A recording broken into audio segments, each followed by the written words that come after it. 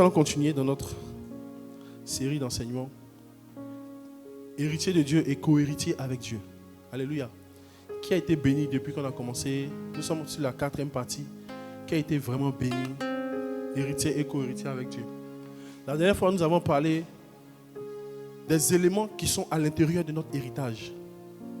Et les éléments qui sont à l'intérieur de notre héritage, on a dit qu'il y avait la vie éternelle. Alléluia. La vie éternelle. Tout ce que vous voyez, c'est l'héritage, la vie éternelle. C'est les manifestations de la vie éternelle. Quelqu'un qui n'a pas normalement un estomac, un intestin, comme les hommes, mais Dieu le maintient en vie. Dieu le maintient en vie. Ce sont les résultats. Ça prouve que Dieu a impacté. Il dit, si vous ne me louez pas de ces pièces-ci, amen. C'est notre héritage. J'aimerais dire un message à quelqu'un. Vous savez, le dimanche, c'est le quatrième jour de la semaine? C'est le quatrième jour? Pourtant, le Seigneur a dit, tous les prémices lui appartiennent. Et dans Genèse chapitre 1, verset 1, la Bible dit, au commencement, Dieu. Alléluia. Vous voyez l'importance de se rassembler le premier jour de la semaine. En réalité, tu es en train de donner tout ce jour-là à Dieu. Et vu que tu lui donnes ce jour, ce premier jour, parce que dans la Bible, il a dit, il veut le premier. Dieu cherche ce qui est premier, pas deuxième. Est-ce que vous comprenez? Pourquoi quand on dit on va à l'église, souvent les gens font ça parce qu'ils ont envie de faire. Mais nous devons le faire parce qu'on a une révélation. Alléluia. On est disciple du Seigneur, pas parce qu'on le veut, on est disciple du Seigneur parce que nous avons une révélation de la parole.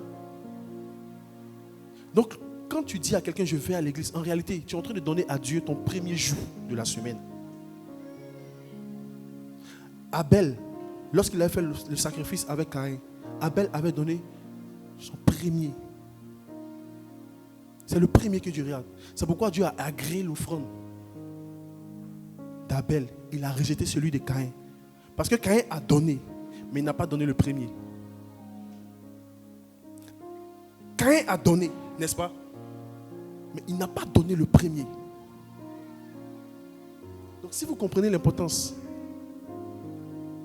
de donner son premier jour de la semaine à Dieu, personne ne va t'appeler ou va courir derrière toi pour venir à l'église. Je pense que tu m'as compris. Est-ce que tu as entendu? Est-ce que tu m'as compris? Est-ce que tu comprends? Même si ce n'est pas ici, mais tu ne peux pas rester à la maison. En fait, non. Je vais vous dire la vérité. Tu es en train de dire à Dieu que je n'ai pas besoin de toi. Tu adores Dieu dans le désordre. Ta vie est désordonnée. Tous les hommes de Dieu qui ont eu des résultats dans leur vie, c'est des gens qui ont donné le premier à Dieu. Quand le Seigneur a permis que je puisse travailler, tous mes premiers salaires,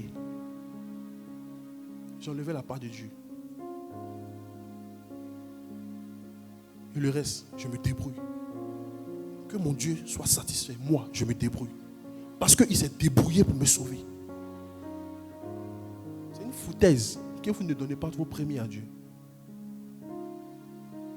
Jésus-Christ est appelé le premier-né. Non, tous les frères, le premier. Ne méprisez pas le dimanche. Tu es en train de confier tous les 6 au premier. Quand tu donnes ton premier, il sécurise les 6 jours. Les musulmans l'ont compris, les juifs l'ont compris. Mais nous les chrétiens,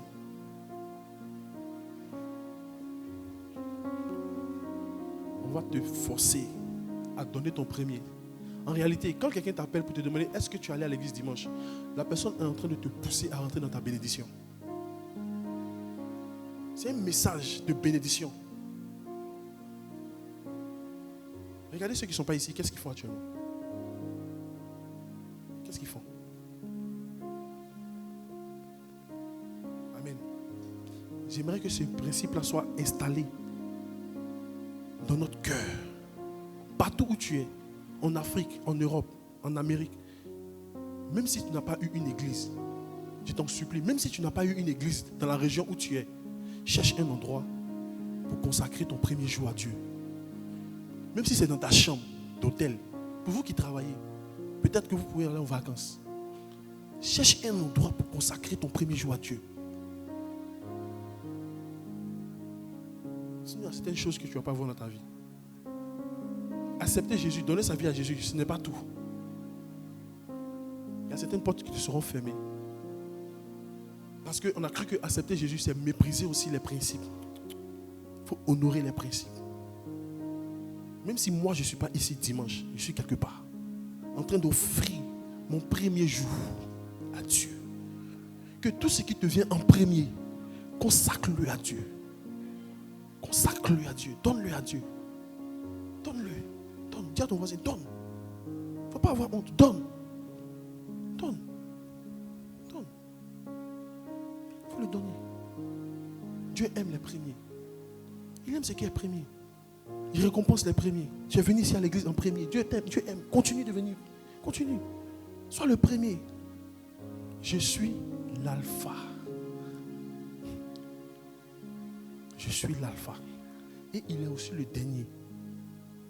C'est pour dire que sur la fin et au commencement, il est là. À la fin, il est là. Donc débrouille-toi. Même si tu n'es pas venu au début, cherche à venir à la fin. Amen. Je voulais parler de ça. J'espère que ça parle à quelqu'un. J'espère que ça parle à quelqu'un. Et nous avons abordé la question des promesses.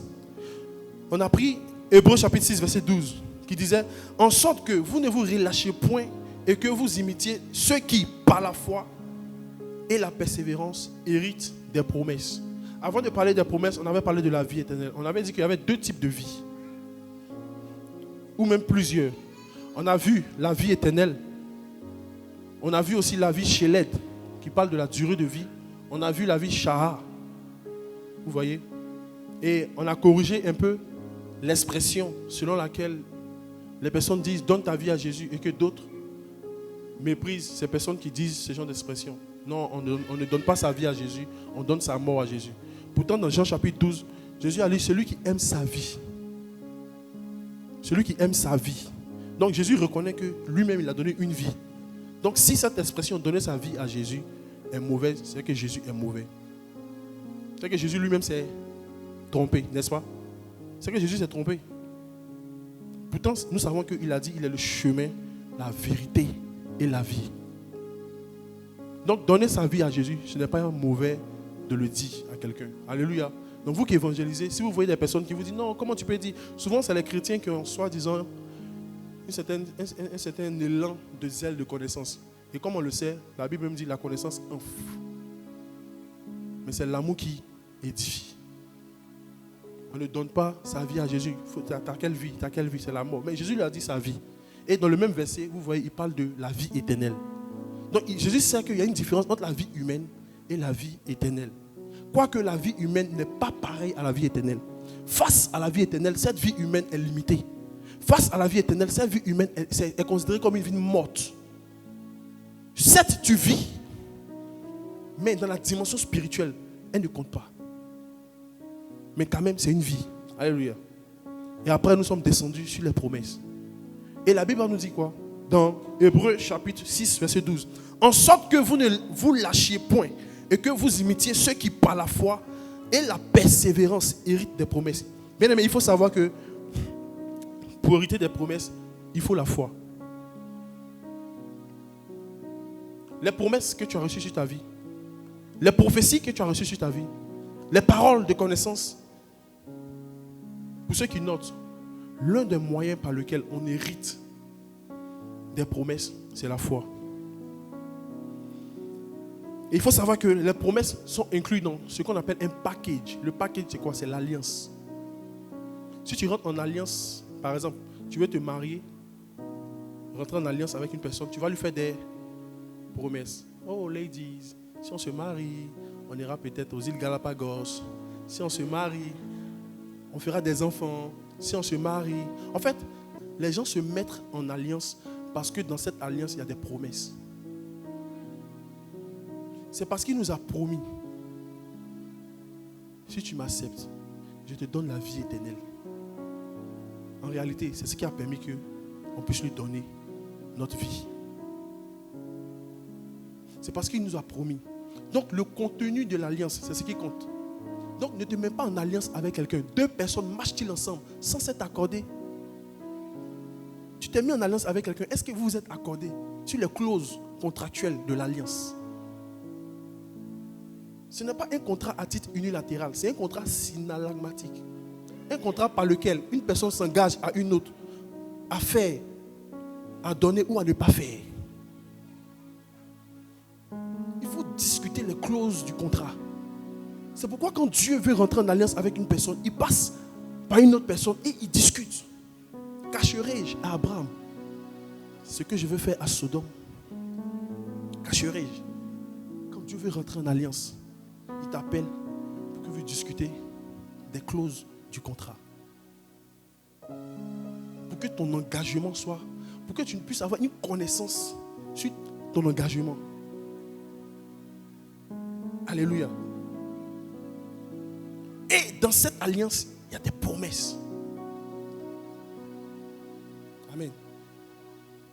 C'est pourquoi je te dis la vérité, Dieu ne va rien faire dans ta vie sans que tu ne mettes ta foi en ses promesses. C'est pourquoi lorsqu'il voulait venir sauver son peuple, quand il est arrivé en Jérusalem, il a vu que ceux-mêmes qui étaient dignes de le recevoir n'ont pas manifesté un certain type de foi. Il dit, je n'ai jamais vu une telle foi. Parce que ceux-mêmes pour qui, en fait, il avait beaucoup de cadeaux, beaucoup de biens, ceux pour qui il était venu distribuer l'argent, montraient sur les réseaux sociaux qu'ils avaient déjà tout. Il y a des gens ici, on veut vous aider. Mais à cause de la photo que tu as postée sur les réseaux sociaux, il y a des personnes ici, le Seigneur a mis un frère, à une soeur dans son cœur de t'aider. Mais le statut que tu as mis en train de manger poulet sur le toit de la tour Eiffel.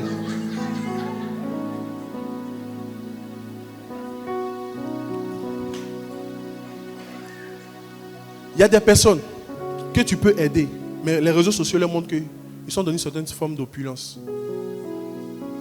Le m'as-tu vu? Jésus-Christ était venu avec des cadeaux par milliers du ciel. Mais ils ont montré à Jésus qu'eux, ils n'en avaient pas besoin.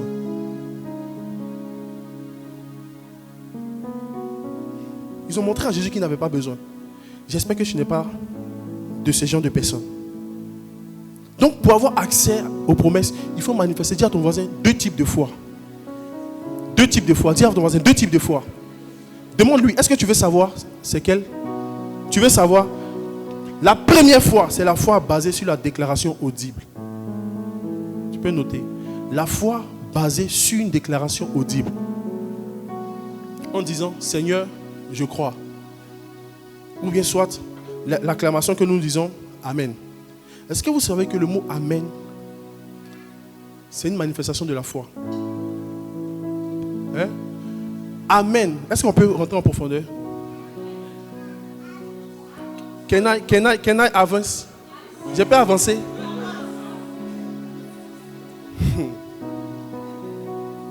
Amen. On va décortiquer. A. Ça fait Aleph. Ça veut dire Dieu. Le premier. Amen. A. Aleph. Dans l'alphabet hébraïque. A. Aleph. Dieu.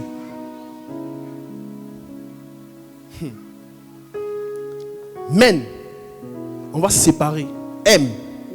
Ça veut dire Melek. Melek, ça veut dire roi. Donc Dieu, roi. On avance? On avance? Le N, c'est le Nun. Ça fait référence à la fidélité. Ça fait référence à la foi. Ça veut dire aussi accomplissement. Donc, A, Dieu. M, Melek, roi. Et Nun, fidélité, fidèle, foi, accomplissement. Donc Dieu, le roi, va accomplir. Quand tu déclares Amen de ta bouche, tu es en train de dire que Dieu est un roi. Pourtant, un roi fait ce qu'il veut. Pourtant, un roi fait ce qu'il veut. Et quand un roi fait ce qu'il veut, c'est-à-dire il décide ce qu'il veut faire dans ta vie, et tu n'as pas le droit de lui dire quoi faire. Donc quand tu dis Amen à une prophétie, à une parole, tu laisses le Seigneur lui-même gérer ta vie de façon souveraine. Amen fait référence à la souveraineté de Dieu qui accomplit sa parole. au temps marqué. L'année prochaine, tu seras. L'année prochaine, tu auras. L'année prochaine. Mais comme on dit, Dieu est souverain. Toi, dans ton entendement, l'année prochaine, tu penses que c'est une année qui commence par janvier et qui se termine par décembre. Pourtant, un jour est comme 1000 ans. Et 1000 ans comme un jour. Donc l'année prochaine, là, tu es en quelle année? Tu es en quelle année? L'année prochaine. Dieu va te bénir l'année prochaine. Dieu va te bénir l'année prochaine. Amen. Donc, par Amen. Amen. J'aime. Amen. Amen. Quand tu dis Amen, tu dis Dieu, my God, my God, my God. Tu as ton voisin, my God. Dieu va accomplir. Dieu, le roi, va accomplir. Donc, la première fois pour entrer dans la promesse, c'est une fois que tu déclares. Amen. Par la parole, tu déclares par ta bouche. Alléluia. La deuxième fois, c'est la foi inaudible. La foi qu'on n'entend pas. C'est une foi, mais elle ne sort pas de la bouche. N'est-ce pas que dans la Bible, l'évangéliste Jacques Amesson, lorsqu'il est venu ici, il nous enseignait des formes de prière que Dieu exauce, mais qui ne sortent pas par la bouche. Cette foi aussi, elle est pareille. Elle ne sort pas audiblement, mais elle est un état de cœur. Vous voulez voir ce verset? Prenez avec moi Romains chapitre 10, verset 9. J'ai besoin d'une lecture. Romains chapitre 10, verset 9. Dans la Strong. La Strong. Lui second. Merci mon frère. Romains 10, verset 9, il est écrit: si tu confesses de ta bouche le Seigneur Jésus, et si tu crois dans ton cœur que Dieu l'a ressuscité des morts, tu seras sauvé. Si tu confesses de ta bouche la première fois, la déclaration, confesser de sa bouche, que ce livre de la loi ne se loigne pas de ta bouche, médite jour et nuit. C'est afin que tu auras le succès dans tes entreprises. Amen. Josué chapitre 1, verset 8. Si tu confesses de ta bouche. Et après la deuxième, c'est quoi? Et si tu crois de ton cœur. Donc tu sais que tu peux croire de ton cœur, mais la bouche ne parle pas.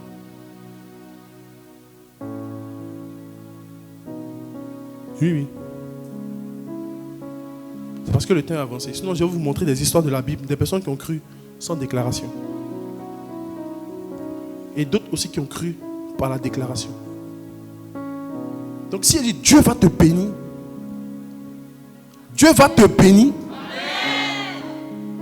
Et puis tu peux aussi dire Dieu va te bénir. Et tu vois, la personne ne parle pas forcément. Si tu es en face d'un sourd muet et qu'il ne déclare pas de sa bouche, est-ce que ça veut dire qu'il ne croit pas? La foi vient du cœur aussi. Deux types de foi. La foi audible et la foi du cœur. Mais la majorité des histoires où on voit la foi du cœur s'est manifestée, c'est dans des cas vraiment extrêmes. Mais le plus souvent, c'est la foi audible. Amen. Donc Jésus, pour travailler dans ta vie, a besoin de deux choses. Dis à ton voisin, deux choses. Tout à l'heure, quand la maman parlait, elle disait, notre enfant, il va sortir par la poussette.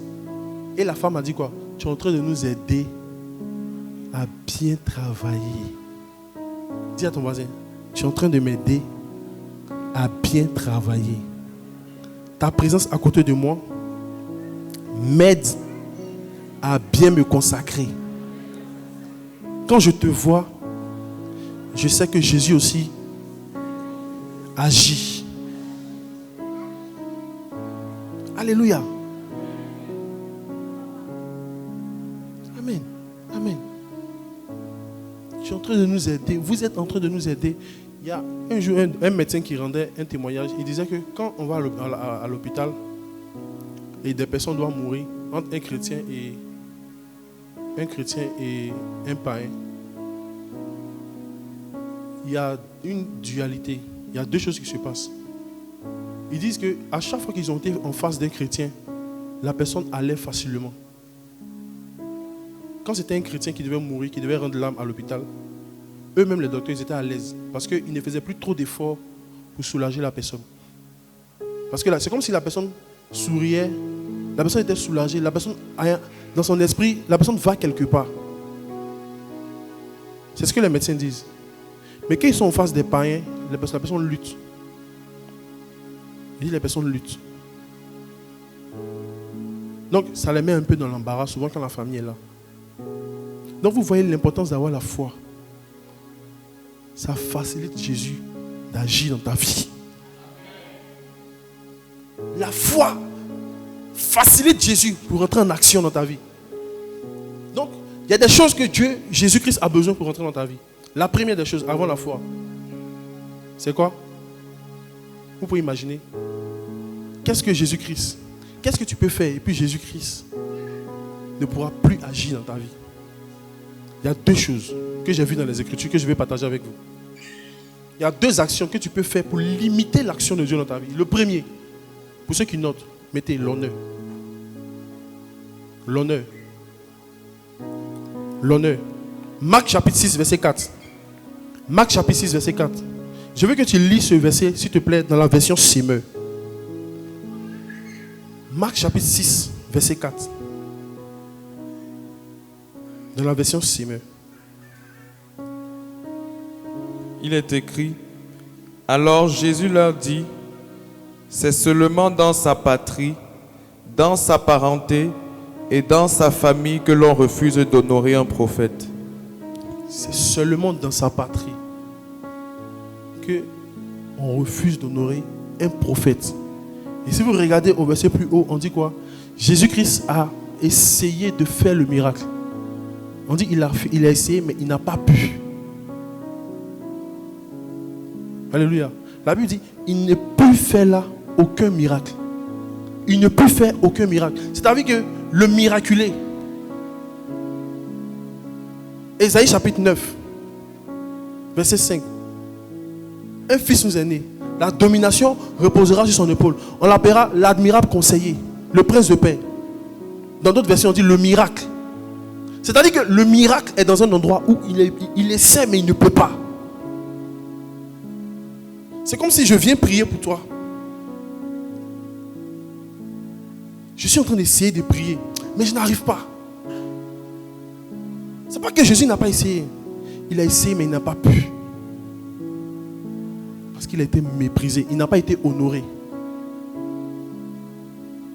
Donc quand tu honores Jésus dans sa position, Jésus-Christ manifeste sa gloire. C'est pourquoi on dit il ne peut faire là, dans sa parenté, chez lui à la maison. Chez lui à la maison. La Bible dit que Israël a été délivré par un prophète et installé par un prophète. Il y a un niveau de prophétique où tu ne dis pas je vois ton numéro de téléphone, mais où tu établis des personnes dans leur destinée.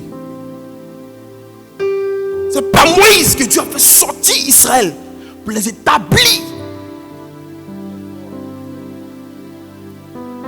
Elle n'avait que ses yeux pour pleurer. Tu méprises ton pasteur. Tu méprises ta soeur en Christ. Tu méprises tes responsables. Tu vas entendre qu'ils ont aidé d'autres personnes. Mais toi, ils ont essayé, mais ils n'ont plus fait. Tu m'as aidé. Et la femme l'a dit. Tu es en train de nous aider à travailler. Les médecins, regarde, ceux qui travaillent dans la médecine, souvent votre attitude leur pousse à bien travailler. Oui. Dis à ton voisin, oui. Pousse, bien travailler. Mépriser son prophète. Mépriser. Son camarade a eu le bac. Elle voit que elle allait reprendre encore l'année à zéro.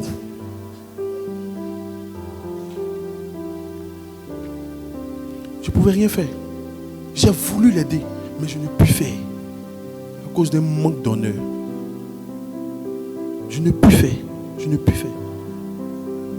J'avais une méthodologie, comment je traitais mes sujets en philosophie. Tout sujet que tu me donnes, je sors avec 15 de moyenne. Tout sujet. Dès qu'on pose la question, j'ai mon truc. Je lui donne, j'ai dit, regarde, j'ai le topo.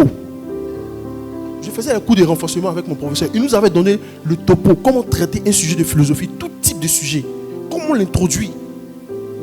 Parce que c'est l'introduction qui donne un aperçu de ton développement.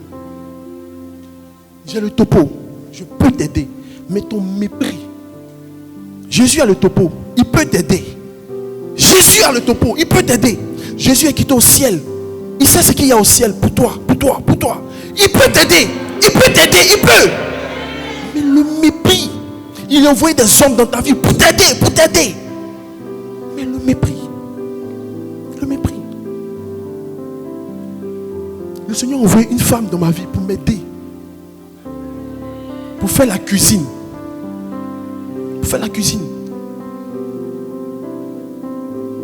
Je pouvais mettre mon raisonnement en face d'elle. Non, je suis un homme. Comment un homme peut préparer? Comment un homme peut faire la cuisine? Si je ne l'avais pas méprisé, je ne saurais pas faire ce que je fais aujourd'hui. Je ne savais pas que Dieu avait un plan de m'envoyer étudier à l'étranger. Il fallait apprendre à préparer. Il fallait apprendre à tenir une maison. Tu veux te marier, tu méprises les conseils. Tu méprises. Tu méprises les gens que Dieu envoie dans ta vie.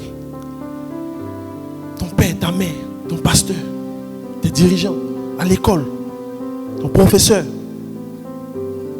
Je vous dis un secret. Les professeurs ont toujours une technique de ce qu'ils ont fait pour valider une telle matière. Plus tu tisses une relation avec lui, il y a différentes relations. Il y a différentes relations. Alléluia. Mais une relation saine, la personne pourra t'aider. Donc, le manque d'honneur a freiné Jésus dans sa propre maison. Tu viens chez Jésus. Regardez ce que l'honneur fait. Tu viens chez Jésus. Il y a des gens qui ont diabète, qui ont hémorroïdes, qui ont sida. Il y a des gens qui sont enrhumés. Tu rentres dans la maison. Bonjour frère Jésus. Bonjour tante. Je suis venu voir le frère Jésus. Ah, il est là, il est assis là-bas. Ah, mes frères. C'est pas toi qui pries à l'église là-bas. Mais regarde dans ta maison. Les gens sont malades. Les gens n'avancent pas. Mais tu vas guérir les gens dehors. Le frère Jésus va te dire, moi-même, je ne comprends pas. Moi-même, je prie, j'intercède. Je jeûne pour eux. Je crie à Dieu pour eux. Je ne vois aucun signe. Bien aimé, une fois, il y a une dame qui m'a appelé. Elle n'est même pas de l'église. Avec sa soeur, il y avait eu des histoires. Parce que sa soeur avait une certaine connaissance spirituelle par rapport à elle. Vous voyez le défaut d'avoir plus de connaissances. La connaissance de Yah, c'est la connaissance qui te rend comme ça. Et puis quand tu marches, dans le monde spirituel, tu es comme ça. Mais toi, tu penses que tu es debout. Tu es enflé. La connaissance enfle. Et sa soeur l'a méprisé. Elle avait un problème de santé. Vous savez, elle avait quoi? Elle avait un fibrome. Moi, je ne connais pas ce qui concerne la guérison. Je ne sais rien de tout ça. On m'a dit Jésus guérit. Elle dit, ah, je crois en ça. Elle est venue m'expliquer le problème. Je vous dis, je suis un garçon. Je suis même peut-être son petit frère ou son fils, si peut-être elle m'avait eu très jeune. Mais elle m'explique les choses dans les détails. Que même je ne peux pas aller avec mon mari parce que c'est ceci. Parce... Il dit, hey, moi mais j'étais un peu gêné.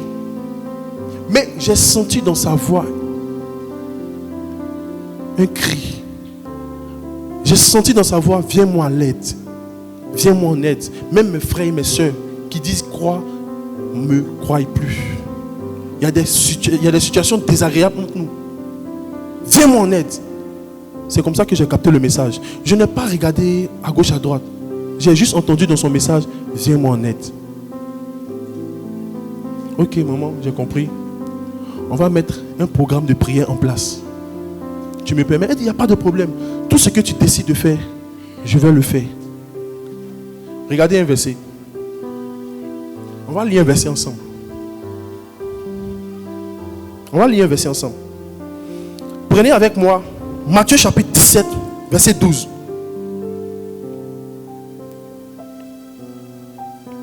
Matthieu chapitre 17, verset 12.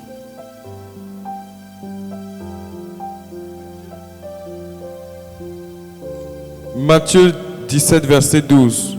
Mais je vous dis qu'Élie est déjà venu, qu'ils ne l'ont pas reconnu et qu'ils l'ont traité comme ils ont voulu. De même, le Fils de l'homme souffrira de leur part.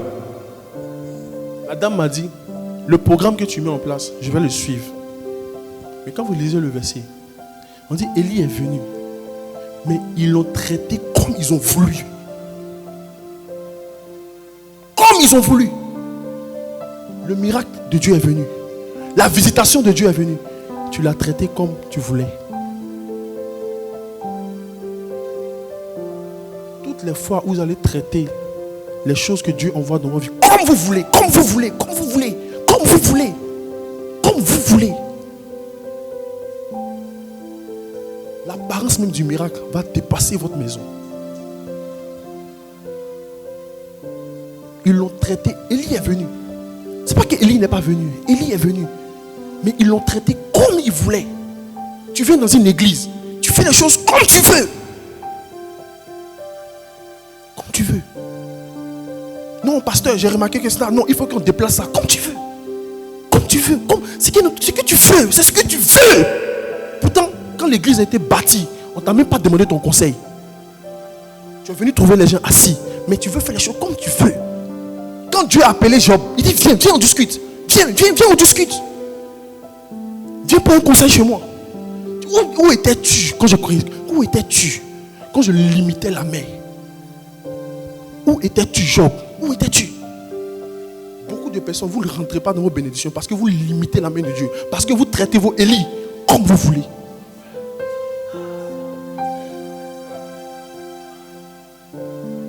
Pasteur, je vais me marier. Mais celui-là, je l'aime. Prends le temps, réfléchis. On ferme les yeux, tu es déjà en couple. Tu fais les choses comme tu veux. Vous avez traité Élie comme vous voulez. Dieu a apparu à Joseph en Égypte. Il a dit, Joseph, je vais visiter les enfants d'Israël dans cette nation. Au soir de sa vie, il a appelé les anciens. Il a dit, Dieu va vous visiter. God visit you. Dis à ton voisin, God visit you. Dieu va vous visiter. Mais je vais vous dire un truc. La manifestation de la visitation de Dieu, vous savez c'est quoi? Pour reconnaître que Dieu vous a visité, c'est l'accomplissement. La manifestation de la visitation de Dieu, c'est l'accomplissement. Comment Dieu les a visités? Quand tu regardes la fin du film, ils sont quittés en Égypte, ils sont arrivés à Canaan. Par qui? Par Moïse. Dieu n'est pas venu lui-même. Il a fait sortir Moïse d'Égypte. Il a croisé au buisson Adam. Et puis il a dit, Moïse, je te fais Dieu pour Pharaon. Putain, il a dit à Joseph, Dieu va vous visiter, je viens vous visiter. Mais il a pris un homme en qui il s'est incarné. Je te fais Dieu pour Pharaon.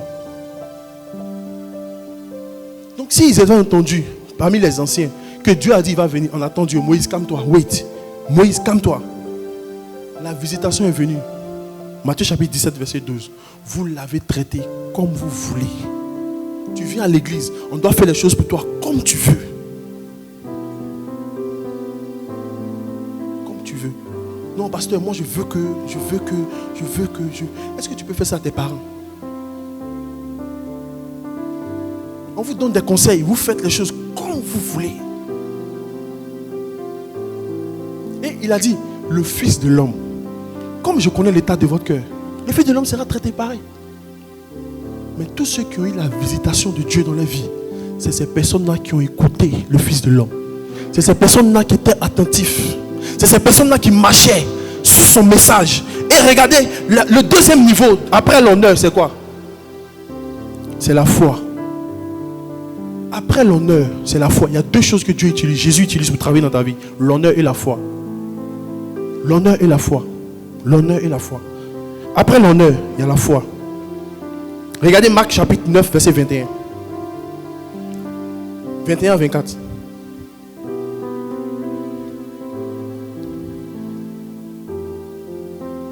Marc chapitre 9, partie du verset 21. Jésus demanda au Père, combien y a-t-il de temps que cela lui arrive? Depuis son enfance, répondit-il.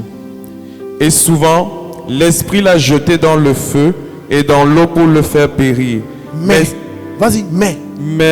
si tu peux quelque chose, viens à notre secours, aie compassion de nous. Jésus lui dit, si tu peux, tout est possible à celui qui croit. Aussitôt, le père de l'enfant s'écria, je crois, viens au secours de mon incrédulité. Si tu confesses de ta bouche, les deux éléments de la foi, confesser de sa bouche et croire. La guérison est en face de lui. La guérison lui dit, comment l'enfant là est malade? Jésus ne fait pas les choses au hasard. Il lui pose la question. Dit, explique-moi un peu la maladie de l'enfant. Il fait son speech. En fait, Jésus a vu que ton problème, je vais vous dire une vérité. Chers parents, quand vous mettez un enfant au monde, le premier Dieu, c'est vous. Tant que l'enfant n'a pas atteint l'âge qu'il faut spirituellement pour que Dieu le considère mature, le premier responsable, c'est vous. C'est pourquoi la Bible dit, honore ton père et ta mère afin que tes jours se prolongent. Dieu s'est dépouillé d'une capacité qu'il a donnée aux parents. En fait, dans la bouche des parents, il y a une longévité. Pourtant, on sait que c'est Dieu qui a la vie éternelle. En réalité, Dieu a partagé une portion de la vie éternelle aux parents. Donc, il appelle son papa. Il dit, viens, explique-moi, viens avec moi. Viens avec moi. Explique-moi un peu. L'enfant est malade comment? Comment l'enfant est malade? Non, tu sais, il se jette ici. Mais tu m'expliques quoi même? Tu m'expliques quoi? Il se jette dans le feu, il se jette ici. Tu vois, on a essayé. On a essayé de tout faire. Ok, j'ai entendu. Quoi d'autre? Mais si tu peux, aie compassion de nous. Lis la réponse de Jésus.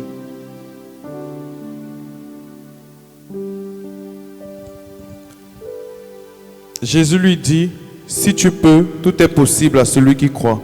On va s'arrêter sur le truc là. Regardez même comment le verset. Regardez le verset là. Si tu peux, dis à ton voisin, si tu peux. Si tu peux. Hey, dis à ton voisin, si tu peux. Et puis réponds-lui, si tu peux. Il peut comment? Je peux comment? Dis à ton voisin, je peux comment? C'est en confessant de la bouche et en croyant du cœur que le salut viendra. Comme si tu peux. Tu peux comment? J'ai essayé dans ma propre famille, je n'ai pas pu. Tu penses que toi tu peux m'effrayer? Même ma maman, je n'ai pas pu la guérir. Si tu peux comment? Je ne te connais ni d'Adam ni d'Ève. La seule chose qu'il y a entre toi et moi, c'est l'honneur et la foi.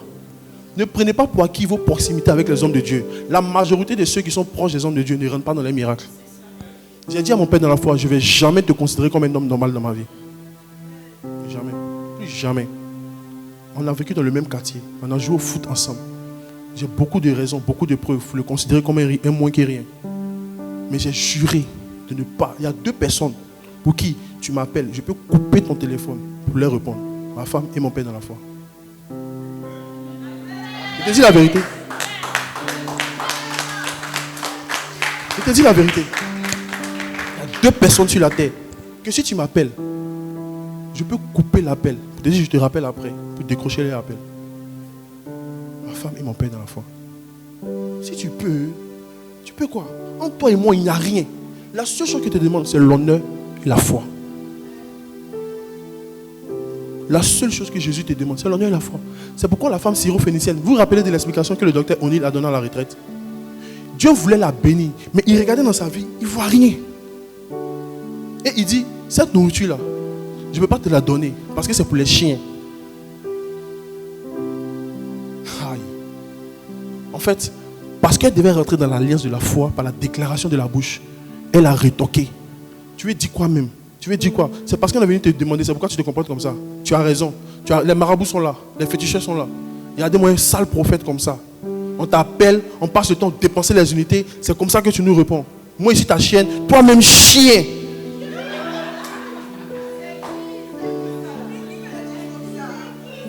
Mais quand elle a écouté les paroles de Jésus, elle a décortiqué que le gars est en train de stipuler dans mon cœur, il faut que je manifeste la foi. Yes. Yes. Yes. Yes. Yes. Maman, et ton mari, Dieu vous donne un don de guérison. Dieu a permis ce qui arrive à votre enfant. Comme ça, demain, quand des gens vont venir avec des cas devant vous, souvent vous dites que les médecins sont insensibles à vos situations. En fait, les médecins ont l'onction de Jésus. C'est la façon dont tu les traites. C'est quand les personnes ont une façon de vous expliquer leurs problèmes. L'onction qui est sur votre vie, priez pour eux, vous allez voir, Dieu va guérir.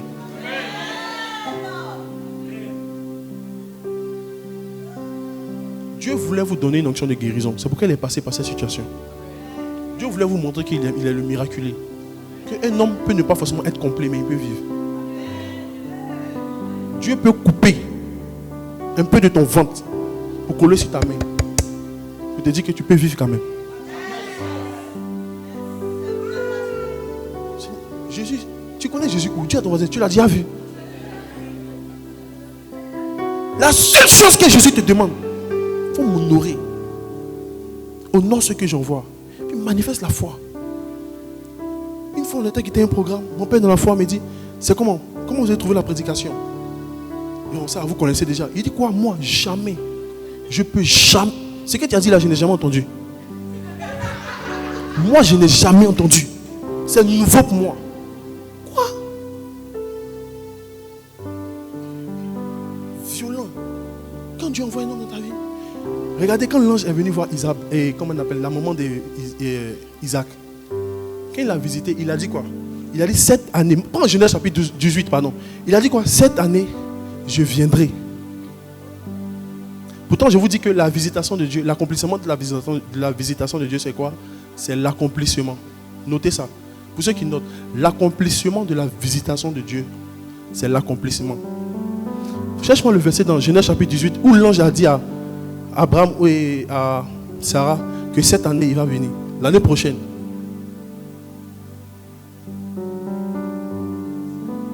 Verset 14. Genèse 18, verset 14. Genèse 18, verset 14. Y a-t-il rien qui soit étonnant de la part de l'Éternel? Au temps fixé, je reviendrai vers toi à cette même époque et Sarah aura un fils. Il dit, je reviendrai vers toi. Est-ce que l'ange est revenu? Mais qui est venu? Isaac.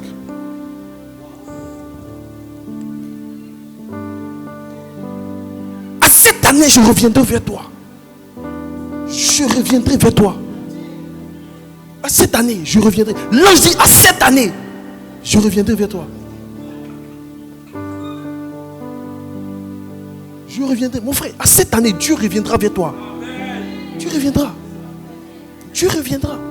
Dieu te visitera. Mais lorsqu'il a visité Sarah, l'ange a dit, je reviendrai. Mais la réalisation de l'accomplissement s'est fait avec Isaac. C'est l'accomplissement de la visitation qui montrait que l'ange est venu. Donc il y a des personnes ici que Dieu vous visite. Mais vous ratez la visitation. Il a dit à Joseph, je vais les visiter. Mais c'est Moïse qui est venu. Dieu te visite. Dieu te visite. Dieu te visite. Dieu te visite. Dieu te visite. Dieu te visite. Dieu te visite. Dieu te visite. Il y a quelqu'un ici, tu vas te marier. Mais le mariage que tu vas avoir, regarde, c'est pas beaucoup. Hein. Le mariage va venir en forme de conseil. Ça va venir en forme de conseil. Juste un conseil. Élie est venu. Mais vous l'avez pris comme vous voulez. comme vous voulez. C'est-à-dire, homme de Dieu, tu vois, l'homme là, franchement, je l'aime, il m'aime. Ok, mais est-ce qu'il est chrétien? Bon, il prie en tout cas. Il prie. Il prie. Même un musulman prie. Un bouddhiste prie. Et puis même quand les bouddhistes prient, ils prient comme s'ils prient en langue. Quand un bouddhiste prie, il prie comme s'il prie en langue. Donc si tu passes à la fenêtre d'un bouddhiste et que tu l'entends prier, tu dis, my God, ça c'est mon frère Théophilus. Ça c'est mon frère. Ça c'est mon frère.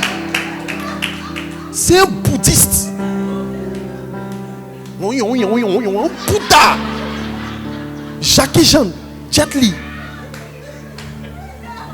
Frère Bouddha. Frère Bouddha. Oui. Oui, frère Bouddha. Frère Bouddha. Parle. Il est en France, mais il apprend les Chinois en France.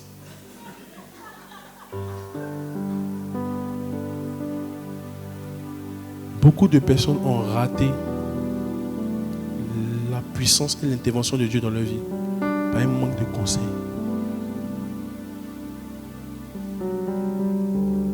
Manque de conseils. Amen. J'avance ou je laisse? J'avance encore ou je laisse? Regardez, on va regarder une histoire. On va regarder une histoire. Pour vous montrer que Jésus-Christ aime la foi. Dans Marc chapitre 5, verset 22. Je vais aller rapidement, mon frère. Je vais aller rapidement. Dis à ton voisin, on va aller rapidement. Dispose-toi. Si tu as sommeil, lève-toi. Lève-toi avec moi. On va aller rapidement. Écoutez. Hein. Alors, au verset 22, on dit, alors vint un des chefs de la synagogue nommé Jairus qui l'ayant aperçu se jeta à ses pieds. C'est toujours pareil. Il vient, il se jette aux pieds. Et regardez, il dit, il lui adresse cette prière. Cette prière. Ma fille est malade. Ma fille est à l'extrémité. Viens, impose-lui les mains afin qu'elle soit sauvée et qu'elle vive. On dit quoi? Jésus s'en alla avec lui. Et une grande foule le suivit et le pressa. Verset 25. Or, il y avait une femme atteinte de peine de sang depuis 12 ans. Au verset 34, allons-y. On dit, mais Jésus lui dit, ma fille, ta foi t'a sauvée. Va en paix et sois guérie de ton mal. Au verset 35. Comme il parlait encore, suivait le chef de la synagogue des gens qui dit, ta fille est morte. Pourquoi importunes encore le maître? Pourquoi importuner encore le maître? Au verset 36. Mais Jésus. Est-ce qu'on peut répéter ça ensemble?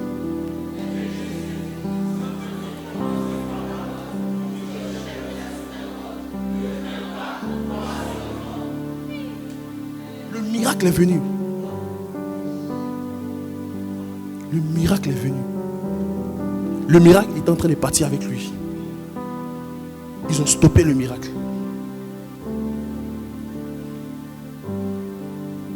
Dieu peut venir te visiter, mais à cause de ton attitude, il va visiter la femme à la perte de sang avant de venir à ton niveau.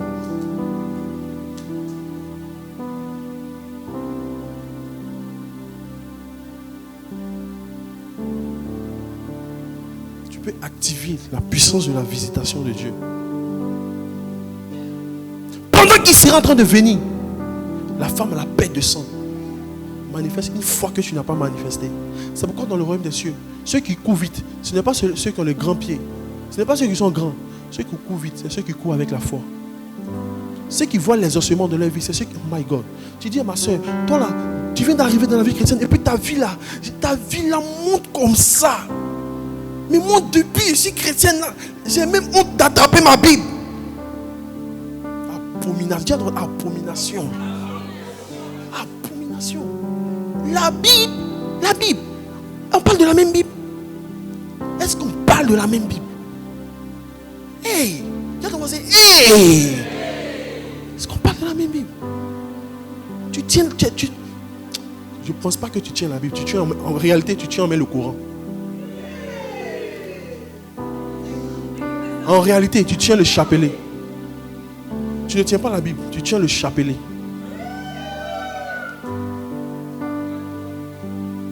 Tu tiens le chapelet. La Bible. Regardez, même pour être sauvé, pour le pardon de ses péchés, il faut manifester la foi. Si tu confesses, tu seras sauvé. Il faut reconnaître que tu es mauvais. Il faut élever Jésus. Plus tu élèves le Fils de l'homme, il va te sauver. Et dans sauver, quand tu regardes dans la tradition, il y a sauver, sauver des dangers, il y a la délivrance, il y a la santé, il y a tout à l'intérieur. Pendant qu'il partait prier pour le malade, il y a une femme qui le stoppe.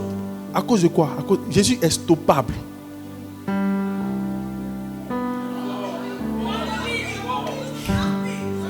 Il dit Jésus est stoppable. Pendant qu'il est en train de marcher pour aller guérir quelqu'un, tu peux le stopper. Tu peux stopper Jésus. Mais tu peux le stopper comment? By the faith. By the faith. The faith. Désormais, MSA Paris devient un lieu de foi. Un lieu de foi. Un lieu de foi. Tu dis amen l'onction, my God. Pendant que tu dis amen l'onction de la foi. La foi, la foi. La foi. The place of faith. La place de la foi. La foi. C'est pourquoi les anciennes églises auparavant, ceux qui ont connu les apôtres, appelaient les ministères de la foi apostolique. Revenons à la foi des apôtres. Jésus les a promis le Saint-Esprit. Ils ne sont pas restés sur leur télévision en train de regarder des cinémas, novelas, en train de regarder des choses avec des bons maïs à l'appui. Mais ils sont montés dans la prière.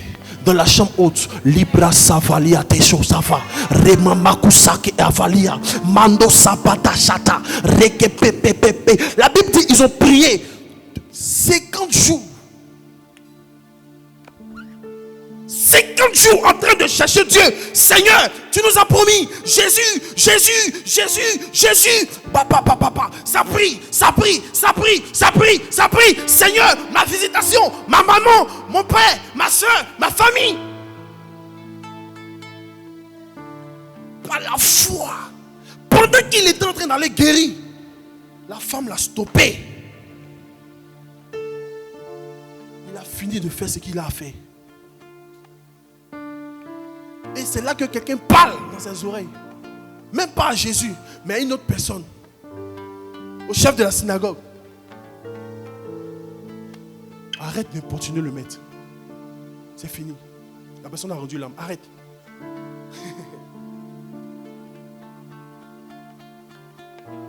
Tu es censé finir. On dit Jésus se regarde. Il dit quoi même? Il dit quoi même?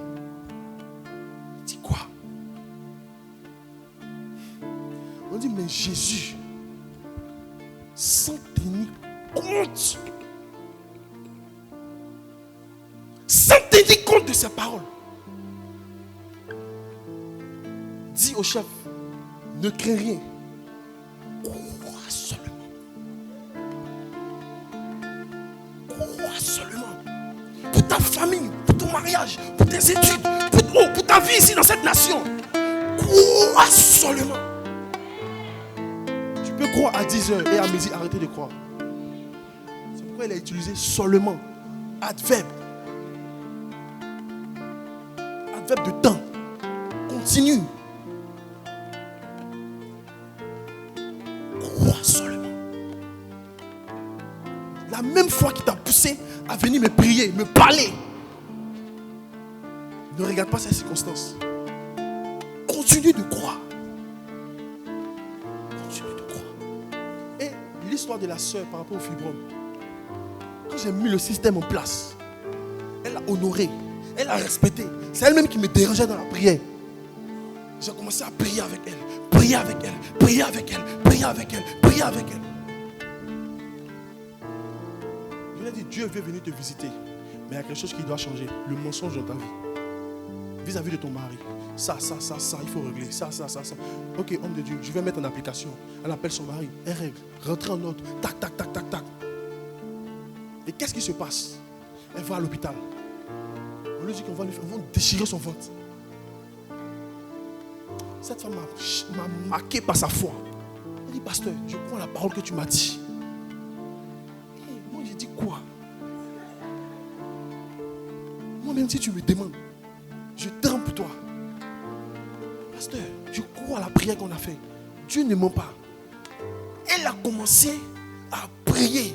Et elle allait au rendez-vous. Bien aimé, au lieu qu'on l'opère, le fibrome est sorti.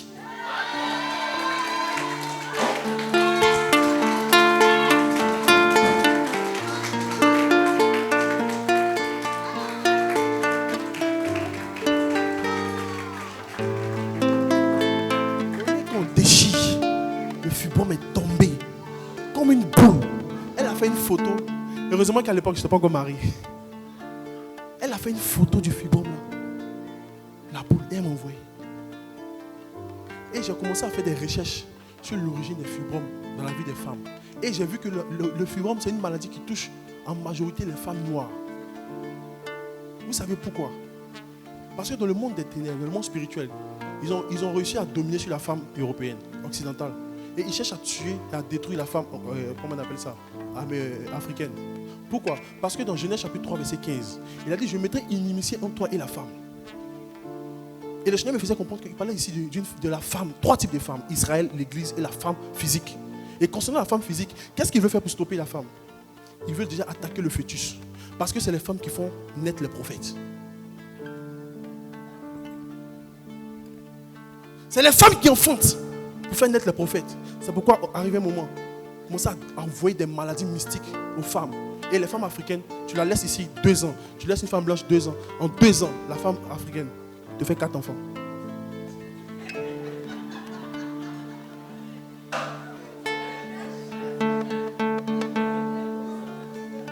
En 2 ans.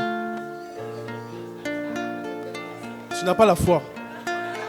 Tu traites mon histoire comme tu veux. En 2 ans, 2 devient 4. En 2 ans, 2 devient 4. En 2 ans, 2 devient 4. Et en plus d'envoyer les maladies mystiques à cette gente féminine particulièrement, quand vous voyez qu'une maladie vient particulièrement sur une personne, ce n'est pas une cause de santé où quelqu'un a mangé et il a compris. Non, c'est mystique, c'est spirituel. Et surtout quand la médecine ne trouve pas une solution. Donc les femmes africaines ont commencé à être attaquées. Et qu'est-ce qu'ils ont fait? Ils ont exporté l'homosexualité pour envoyer en Afrique. Pour ne pas que les gens marient les femmes, pour ne pas que les femmes enfantent. Parce qu'ils ont un système, ils ont un but précis.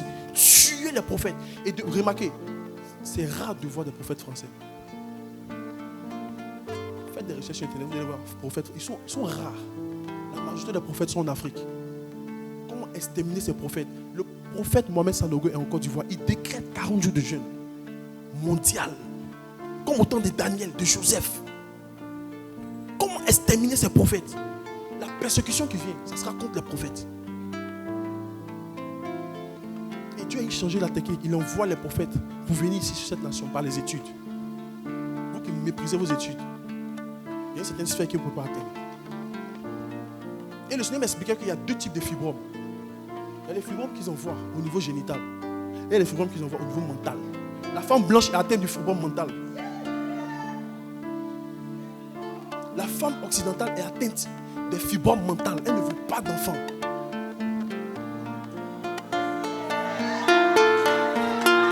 Je pensais que tu allais acclamer la parole de Dieu.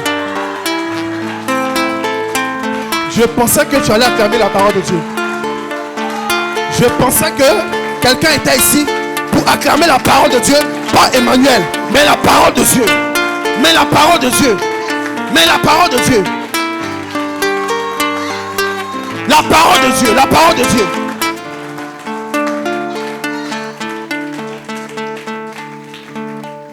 Deux types de fibromes. 2. Génital pour la femme africaine et mental pour la femme occidentale. Quel que soit ce que tu fais, un homme, quelle que soit la sémence qu'il injecte une femme qui ne veut pas d'enfant, même si le sperme rentre, à cause de sa mentalité, le raisonnement, le système de pensée, elle tue l'œuf du spermatozoïde.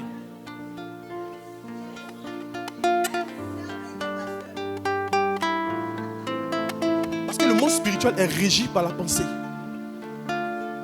C'est ce que tu crois qui t'arrive. Et non seulement ça, ils sont dans la promotion de l'homosexualité. Donc, on tue le mariage. Parce que c'est dans le mariage que Abel va venir, qui va faire le sacrifice. Donc, tuons déjà dès le mariage. Empêchons les gens de se marier. Brisons système-là. L'Afrique a sa part avec son système. Et la femme. Genèse chapitre 3, verset 15. Je mettrai inimitié. C'est pourquoi ici, regardez, les femmes sont... Pourquoi? Je crois que c'est une politique du Seigneur pour permettre à ce système-là de nourrir les femmes. Parce que la gente humaine ici massacre les femmes. Brime les femmes. Il fait des enfants ici. Il fait des enfants là. Il fait des enfants ici. Il fait des enfants là. Je connais un gars, une femme blanche. Regardez. Elle a tous les enfants de la CEDEAO. Guinéens, Ivoiriens, Burkinabés, Arabes, tout d'enfants, tout. L'être humain, l'homme, est vicieux. Donc je crois que le Seigneur a permis que les politiciens puissent se réunir et mettre un système en place pour protéger la femme. Ce n'est pas satanique. Maintenant, souvent, d'autres vont dans l'extrême. Et on commence maintenant à rentrer dans ce qu'on appelle féminisme aussi. Tout ça. Remarquez, quand le diable détruit un peuple, il lui propose la thèse et il lui propose aussi l'antithèse. Donc tu penses que tu choisis, mais en réalité tu ne choisis pas. Tu as déjà choisi ce qu'ils ont choisi pour toi. Donc on te propose le capitalisme et le communisme. Et tu penses que si tu ne choisis pas le capitalisme, tu dénigres le communisme. Pourtant ils sont ensemble. Tu es dans un système de pensée. C'est pourquoi nous devons faire allégeance au royaume de Jésus. Dans Daniel, la pierre qui s'est détachée sans le secours d'une main pour frapper la montagne, pour frapper la statue de Nebuchadnezzar. Et on dit cette montagne a commencé à grandir. Grandir. Nous sommes appelés à croître. De ton état de montagne, de pierre, tu dois arriver à un niveau de montagne. Parce que tant que la pierre restait petite, les morceaux de statue pouvaient rester encore. Il fallait que la pierre grossisse pour étouffer la statue de Nebuchadnezzar. L'idolâtrie, le fétichisme, la franc-maçonnerie.